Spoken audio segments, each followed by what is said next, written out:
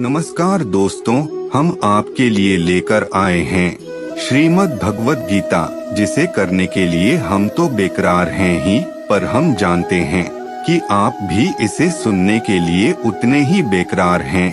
कुछ बातें हैं जो हम आपसे साझा करना जरूरी समझते हैं। यह बात तो हम सभी को मालूम है कि भगवान यानी कि परमात्मा एक ही हैं, पर उन्हें न पहचानने के कारण, न जाने के कारण इस बात को मानते नहीं हैं। परमात्मा को न जान पाने के कारण भी कई हैं, जिसमें सबसे पहला तो यही है कि वह दिखाई नहीं देता। सोचिए, जब आत्मा को ही आँखों से नहीं देखा जा सकता, तो परमात्मा को कैसे देख सकते हैं।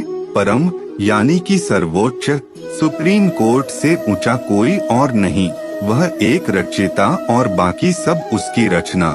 जिस प्रकार एक आत्मा को अपनी बात कहने के लिए मानव का शरीर लेना पड़ता है और हम इंसान या मनुष्य कहलाते हैं, ठीक उसी प्रकार साइंस कहें या स्पिरिचुअल साइंस कहें, परमात्मा को भी इंसान के शरीर का आधार लेना ही पड़ता है। दुनिया में लगभग 12 मुख्य धर्म हैं और सभी में ईश्वर के स्वरूप के लिए समान बातें कही गई है।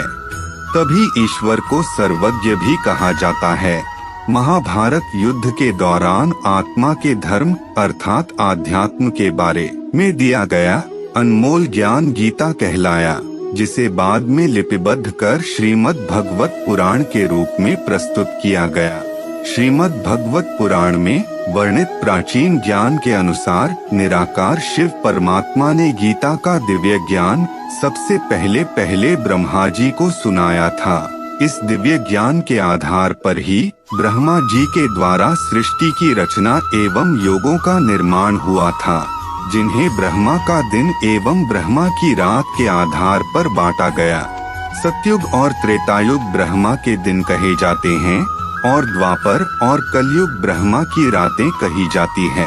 इसी ज्ञान के आधार पर आदि सनातन देवी देवता धर्म की स्थापना हुई थी।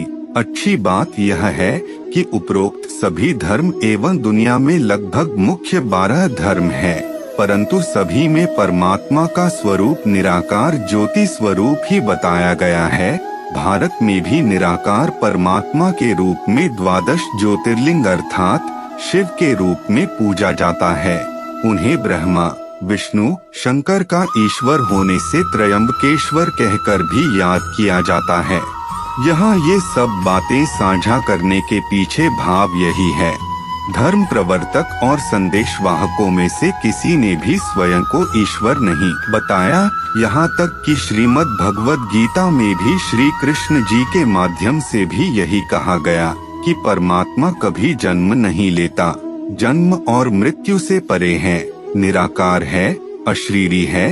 गीता के वचनों के अनुसार जो कोई भी परमात्मा को देहधारी मानता है, वो परमात्मा को नहीं जानता। अर्जुन को भी उसके सत्य स्वरूप यानी आत्मभाव में टेककर प्रकाश स्वरूप परमात्मा का ध्यान करने का स्पष्ट निर्देश दिया गया है। फिर प्रश्न उठता है कि जब परमात्मा का स्वरूप एक है, तो फिर इतने सारे धर्म कैसे बन गए और सभी एक होकर क्यों नहीं रहते?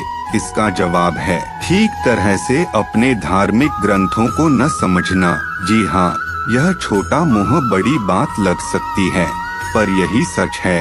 हम सभी परमात्मा को उतना ही जानते हैं जितना हम खुद को।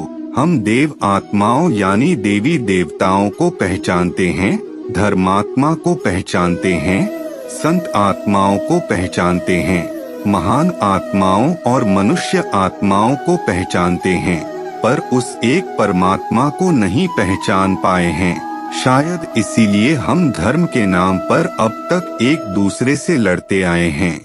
पर सत्य ज्ञान कभी भी बांटेगा नहीं, वह सभी को एक करेगा और इसे ही आध्यात्म कहा जाता है। इसमें कोई दो राय नहीं कि परमात्मा का संदेश है कि धर्म की रक्षा करने से ही आपकी रक्षा होती है। पर यह बात भी तो समझने की है कि परमात्मा तो आत्मा के धर्म यानी आध्यात्म की रक्षा करने को कहते हैं, पर हर आत्मा का धर्म है शांति और पवित्रता। शरीर का धर्म तो मौत के साथ ही छूट जाता है, पर शांति और पवित्रता तो शरीर छूटने के बाद भी आत्मा को चाहिए ही होती है। और किसी भी धर्म में जन्मी आत्मा क्यों न हो, सभी को शांति और सुकून की तलाश होती है। हम सभी जानते हैं कि श्रीमद् भगवद गीता पर अनेक विद्वानों ने अपनी तरह से टीका टिप्पणी की है। हमारा यहाँ ऐसा कोई इरादा नहीं है। हम सभी यह भी जानते हैं कि इतिहास के पिछले दौर में भारतीय पुस्तकों, धर्म ग्रंथों को कई बार नष्ट भी किया गया है। ऐसे में संपूर्ण सत्य का सामने आ पाना भी संभव नहीं है। पर जितना भी सत्य हम इनमें से पाते हैं, हम इसके लिए सर्वशास्त्रमयी शिरोमणि कहलाने वाली गीता को और इसके स्वरूप को सुरक्षित रखने वालों को दिल से शुक्रिया अदा करते हैं। हमारा उद्देश्य श्रीमद् भगवद गीता सुनने वालों को सही जानकारी और सर्वोत्तम ज्ञान उपलब्ध कराना है। कहा जाता है संस्कृत भाषा के जनक आदि गुरु शंकराचार्य जी हैं, जिनका जन्म 17वीं शताब्दी का बताया जाता है। अतः हम समझते हैं कि अवश्य ही गीता का ज्ञान देवनागरी में बोला गया होगा, जैसे उस समय के लोग बोला और समझा करते थे। हमने भी इसी उद्देश्य से गीता के अनमोल ज्ञान को भाषा में बांधने का प्रयास नहीं किया है। हमने एक सरल भाषा शैली का चुनाव किया, जिससे सभी हिंदी बोलने वाले इसे आसानी से समझ सके। हाँ, एक बात और, अगर हम सच में चाहते हैं कि गीता का ज्ञान हमें समझ में आए, तो हमें खुद को अर्जुन यानी ज्ञान का अर्जन करने वाली आत्मा समझकर इन चैप्टर को सुनना चाहिए। कुरुक्षेत्र यानी कर्म क्षेत्र, धर्म युद्ध हमारे अपने अंदर की अच्छाई और बुराई का युद्ध, योग यानी आत्मा की परमात्मा से मिलने की विधि आपके लिए। जो श्रीमद् भगवद गीता का वर्जन हम प्रस्तुत करने जा रहे हैं, वह व्यास ऋषि द्वारा रचित है। इसीलिए हो सकता है कि हमने जो बातें सुनी और पढ़ी हो, उन्हीं बातों को इस वर्जन में अलग रूप से प्रस्तुत किया गया हो। इसीलिए हम समझते हैं कि यहाँ विवाद का कोई विषय नहीं होगा। इस आशा के साथ श्रीमद् भगवद गीता के इन अध्यायों को सुनेंगे। आइए शुरू करते हैं। श्रीमद् भगवद गीता।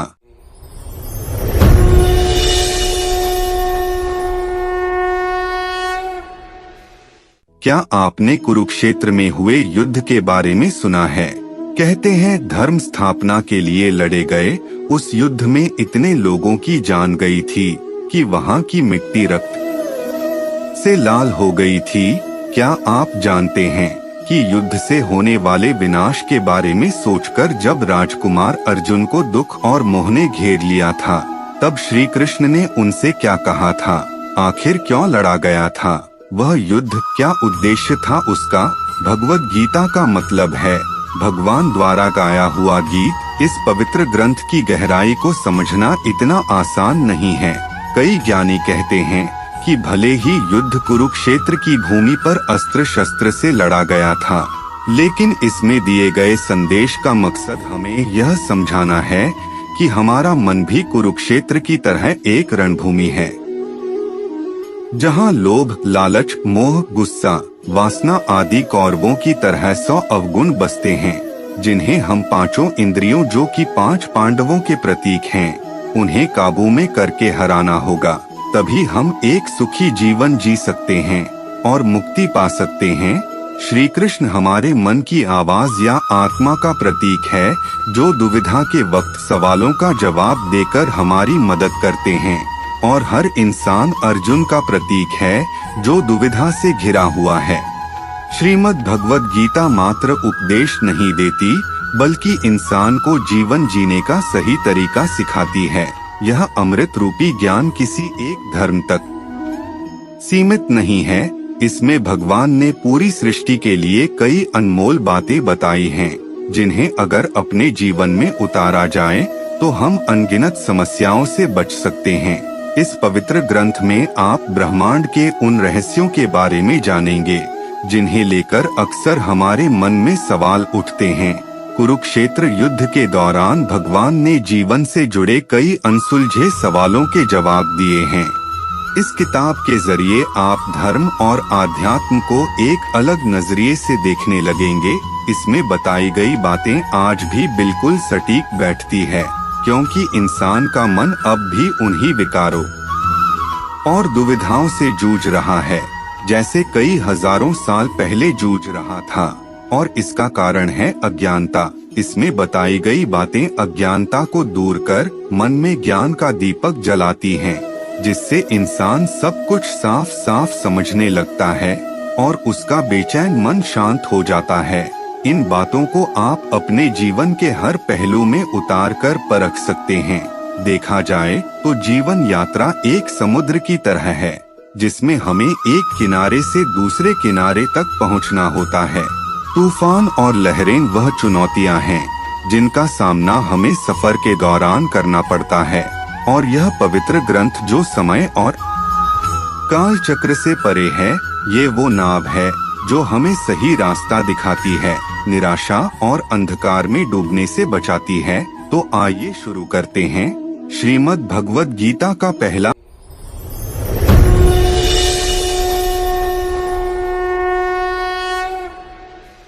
अर्जुन द्वारा कुरुक्षेत्र के मैदान में सेनाओं का निरीक्षण करना। कुरुक्षेत्र के मैदान में दोनों ओर सेनाएं तैयार खड़े थे।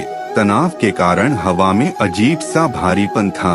एक और थे 5 पांडव भाई, जिनकी सेना में कई शूरवीर शामिल थे।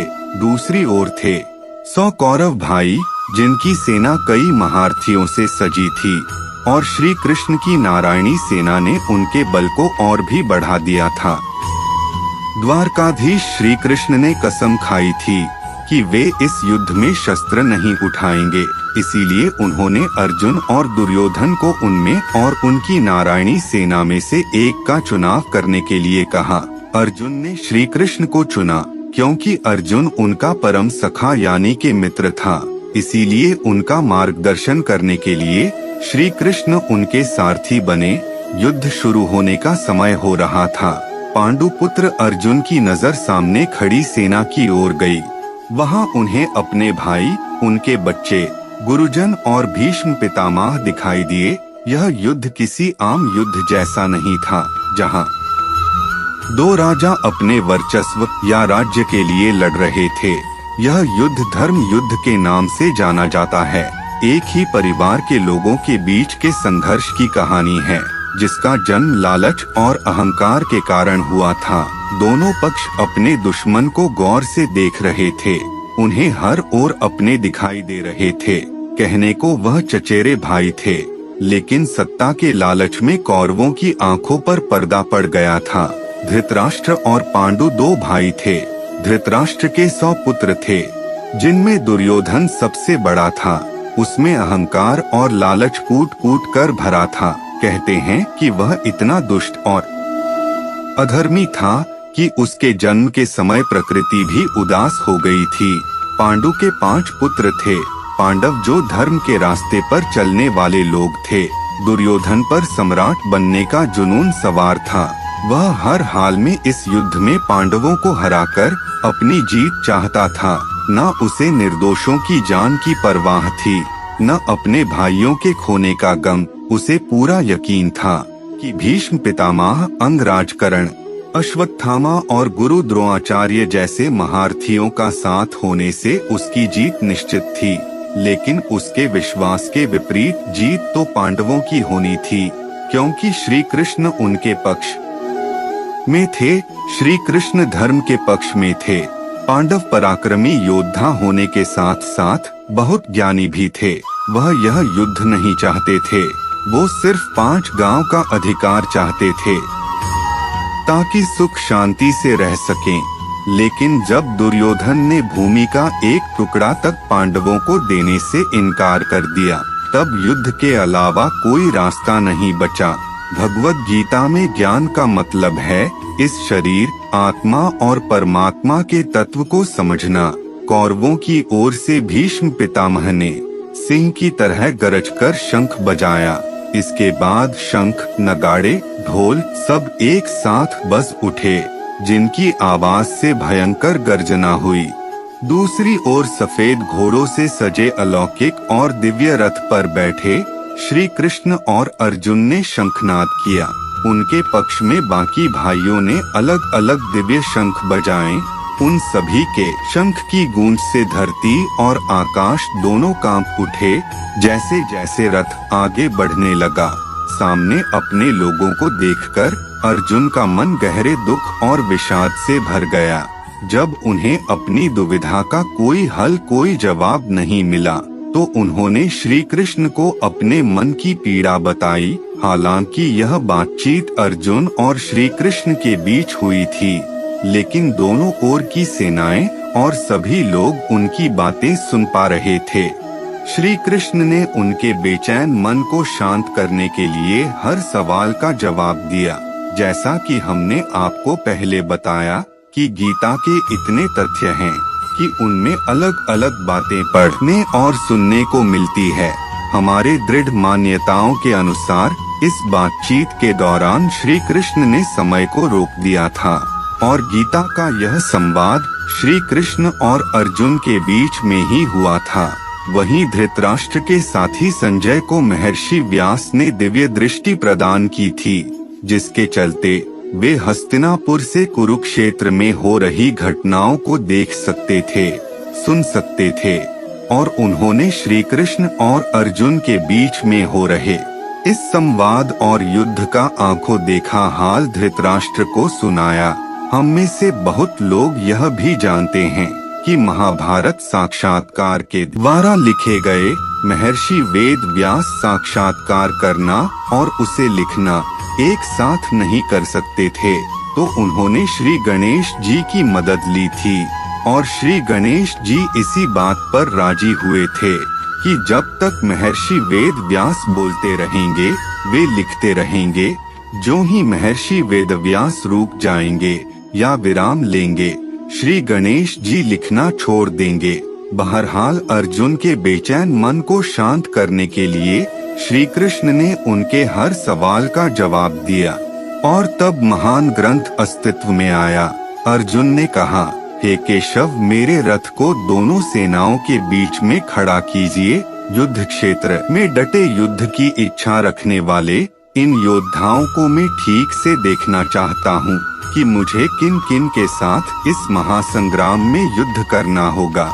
इस श्लोक में यह बताया गया है कि अर्जुन अपनों को देखकर कमजोर पड़ रहे थे। उनका मन बेचैन हो रहा था और युद्ध शुरू करने से पहले वह देखना चाहते थे कि दुश्मन के रूप में उन्हें किन किन योद्धाओं का सामना करना होगा। एक सच्चा ज्ञानी और दयालु इंसान कभी किसी को तकलीफ और दुख नहीं पहुंचा सकता। अर्जुन एक महान योद्धा होने के साथ साथ बहुत ज्ञानी भी थे। वो भगवान के सच्चे भक्त और बहुत दयालु थे। उनमें अपने भाई और परिवार से युद्ध करने की कोई इच्छा नहीं थी। वो किसी की हत्या करने में विश्वास नहीं करते थे, इसीलिए युद्ध के परिणाम को सोचकर उनका मन दुख से भरा हुआ था। इसी तरह जीवन के संघर्ष में हमारा सामना जब किसी कठिन परिस्थिति से होता है तो हम घबरा जाते हैं, डर जाते हैं। उस वक्त हमें भी रुककर उस समस्या की परिस्थिति को गौर से देखना चाहिए और समझना चाहिए कि हमारा सामना किस तरह की चुनौतियों से होने वाला है। ऐसा करने से हम खुद को उस परिस्थिति के लड़ने के अनुरूप तैयार कर पाएंगे। अर्जुन ने कहा, हे कृष्ण, यहाँ तो सभी मेरे अपने हैं, कैसे बहाऊं इनका रक्त? नहीं माधव, यह मुझसे नहीं होगा। अपनों को देखकर मेरा मन कमजोर पड़ रहा है, मुंह सूखा जा रहा है और शरीर कांप रहा है। मेरा गांडीव धनुष मेरे हाथ से छूट रहा है। शायद मैं अब खड़ा होने में भी सक्षम नहीं हूँ। मैं खुद को भूलता जा रहा हूँ। मेरा मन भ्रमित हो रहा है। अर्जुन को शारीरिक पीड़ा इसीलिए महसूस हो रही थी क्योंकि युद्ध करना उनकी विचारधारा के खिलाफ था। अपनों के मोह के कारण उनके मन पर भ्रम का पर्दा पड़ गया था और मन कमजोर होने लगा था। उन्हें इतने गहरे दुख का अनुभव हुआ कि उनके आंसू छलक पड़े अच्छे और बुरे विचारों की जंग में जिन लोगों के मन में अच्छे विचार ज्यादा बसते हैं, उन लोगों को दौलत, सत्ता, सिंहासन का मोह नहीं होता। इन चीजों की बजाय वह हर इंसान के जीवन को कीमती समझते हैं। यहाँ उनके शारीरिक लक्षण उनकी कमजोरी को नहीं, बल्कि उनके दिल की कोमलता और दया को दिखाते हैं। जीवन में भी यही होता है। जब हमारे मन के विपरीत कुछ होता है तो उसे स्वीकार करना बहुत मुश्किल लगने लगता है। जब इंसान दुख और निराशा से घिर जाता है तो उसके मन में कई सवाल उठने लगते हैं। सामने की रुकावटों को देखकर उसका मन कमजोर पड़ने लगता है। निराशाजनक और संकट से भरी स्थिति का सामना करते वक्त हम घबराकर हार मान लेते हैं। अज्ञानता के कारण हमारी बुद्धि भ्रमित हो जाती है। हे केशव, मैं युद्ध के बहुत बुरे परिणाम देख रहा हूँ। युद्ध में अपनों को मारकर हमारा कल्याण कैसे हो सकता है? मैं इस तरह न तो जीत पाना चाहता हूँ और ना ही राज्य, ना ही संसार के सुख। अगर मुझे तीनों लोक भी दे दिए जाएं, तब भी मैं किसी को मारना नहीं चाहूँगा। तो फिर स्वर्ग के सामने धरती पर इस छोटे से राज्य की कीमत ही क्या है? अर्जुन के मन में रह रहकर ये ख्याल आ रहा था कि इस युद्ध से मैं क्या पाऊंगा, पर क्या खो दूंगा? क्या किसी को मारकर हासिल की गई जीत खुशी दे सकती है? क्या किसी को दुख देकर इंसान सुखी हो सकता है? चाहे आप भगवान के अस्तित्व में विश्वास करें या न करें, लेकिन एक सच यह है कि हर क्रिया का एक प्रतिक्रिया होता है। आप जो भी कर्म करेंगे उसका कोई न कोई नतीज तो आपके सामने जरूर आएगा। क्रिया प्रतिक्रिया के सिद्धांत को जानने के बाद भी अगर जानबूझकर हम कुछ गलत करते हैं तो हमें शांति का अनुभव नहीं हो सकता। अर्जुन भी इसी तरह अपने कर्म के परिणाम के बारे में सोचकर परेशान हो रहे थे। अर्जुन ने कहा, हे केशव, अपने ही परिवार को मारकर हम कैसे सुखी होंगे? यह सच है कि अधर्मी लालच में आकर भ्रष्ट हो गए हैं, लेकिन इन्हें मारकर मुझे सुकून नहीं मिलेगा। इन्हें मारकर तो हमें पाप ही लगेगा। क्या हमें इस पाप से बचने का विचार नहीं करना चाहिए? यहाँ बताया गया है कि जब इंसान पर कोई चीज पाने का जुनून सवार हो जाता है तो अधर्म का रास्ता अपनाने से भी नहीं चूकता। अपने ही भाइयों को मारना, जैसा दुर्योधन करने की योजना बना रहा था, एक ऐसे आदमी के बारे में बताता है जो अपनी अंतरात्मा की आवाज नहीं सुनता। अर्जुन ने धर्म और नीति का साथ कभी नहीं छोड़ा, लेकिन दुर्योधन जैसे लोग अपने स्वार्थ के लिए अपनी नीति को बदलने में जरा भी नहीं झिझकते। अर्जुन सोच रहे थे कि किसी की जान लेने जैसा घिनौना काम करने के लिए कोई इतना उतावला कैसे हो सकता है? यह तो महापाप है। क्या लालच ने उन्हें इतना अंधा कर दिया है कि वह अपने ही लोगों के खून के प्यासे हो गए हैं? अर्जुन के मन में विचार आ रहा था कि राज्य पाने के लिए कौरवों को मानने से ज्यादा उचित है कि धर्म का रास्ता अपनाकर उन्हें माफ कर दिया जाए। इस श्लोक में बताया गया है कि इंसान की इच्छाओं का कोई अंत नहीं है और अक्सर वो अपनी इच्छा पूरी करने के लिए गलत रास्तों को अपना लेता है, जैसे दुर्योधन ने किया था। इसीलिए हमें अपनी इच्छाओं और भावनाओं को काबू में रखने की जरूरत है, नहीं तो इसके परिणाम भयानक हो सकते हैं। शरीर को सुख देने के लिए किसी के साथ बुरा करना ठीक नहीं है। हे माधव, कुल के नाश से धर्म नष्ट होगा, जिससे पाप बढ़ेगा, पर आने वाली पीढ़ी भी बर्बाद हो जाएगी। जिसका धर्म नष्ट हो जाता है वह पाप का भागीदार बनता है। हम लोग बुद्धिमान होकर भी लोभ और सुख के लिए अपनों को मारने पर आतुर हैं। इससे बेहतर तो यह होगा कि मैं अपने हथियार डाल दूं और धृतराष्ट्र के पुत्र मुझे मार दें। वह मौत भी मेरे लिए ज्यादा कल्याणकारी और सुखदायी होगी। अर्जुन यहाँ कहना चाहते हैं कि जब घर के बड़े बुजुर्ग गुजर जाते हैं तो घर की नींव हिल जाती है। और परिवार बिखरने लगता है, तब उस कुल का नाश होता है, जिसका बुरा परिणाम आने वाली पीढ़ी तक को भुगतना पड़ता है। कुल का विनाश होने पर पुराने धर्म का नाश हो जाता है, जिस वजह से पूरे परिवार में अधर्म और पाप फैल जाता है। थोड़ी सी भूमि के टुकड़े के लिए कोई इतना सब कुछ दांव पर नहीं लगाना चाहते थे। इस विनाश को रोकने के लिए वह मरने तक को तैयार थे, लेकिन युद्ध का मैदान सजा हुआ था और वह जानते थे कि अंत में उन्हें लड़ना ही होगा। इस दुख से बेचैन होकर अर्जुन ने अपना धनुष त्याग दिया और जाकर रथ में बैठ गए। अर्जुन बुद्धिमान थे, लेकिन वो यह भूल गए कि जब पुराने धर्म का गलत इस्तेमाल होने लगे तब उसका नाश करना जरूरी हो जाता है। उसके नाश के बाद ही नए निर्माण की नींव रखी जा सकती है।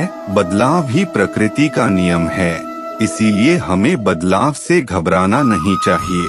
यहाँ इंसान के मन की स्थिति को दिखाया गया है कि जब वह चुनौतियों को सामने खड़ा देखता है तो घबरा जाता है और बेतुके तर्क देकर हार मानकर भाग जाना चाहता है, और कुछ नहीं तो वो तमाम बेबुनियाद दलीलें देने लगता है कि आखिर क्यों पीछे हट जाना बिल्कुल सही फैसला है। उसके सोचने समझने की शक्ति खत्म हो जाती है और वो सही कदम नहीं उठा पाता। ऐसे में जरूरी है अपने बेचैन मन को शांत करना, अपना मनोबल बढ़ाना और अपने कर्म से भागने की बजाय उसका डटकर सामना करना। तो यहाँ पर श्रीमद् भगवद गीता का पहला अध्याय समाप्त होता है। गीता का हर अध्याय हमें कुछ न कुछ सिखाता है। असल में ये हमारे मन की भूमि को जीवन की रणभूमि के साथ जोड़ने का काम करता है। यहाँ अर्जुन के माध्यम से हर इंसान की दुविधा और मन की स्थिति को दिखाया गया है कि जीवन संघर्ष में जब उसका सामना किसी चुनौती से होता है तो व्यक्ति का मन कैसे सवालों से घिर जाता है और वो अलग अलग बहाने बनाकर उससे भागने की कोशिश करता है।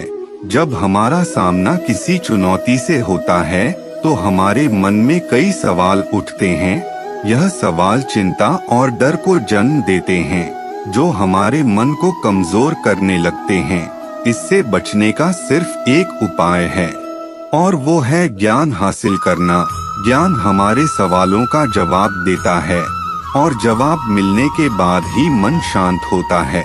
पर एक शांत मन साफ स्पष्ट रूप से सोच सकता है और हर सही फैसला ले सकता है।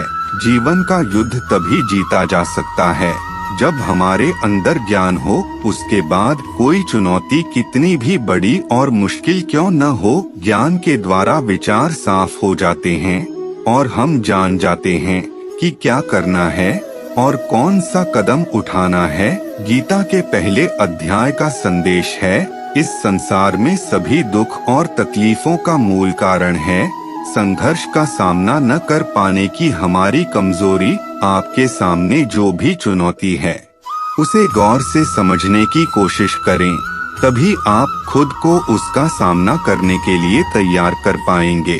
हमारे मन भूमि में सकारात्मक और नकारात्मक विचारों के बीच एक लगातार संघर्ष चलता रहता है, जिसमें आपको नकारात्मक विचारों को खुद पर हावी नहीं होने देना है।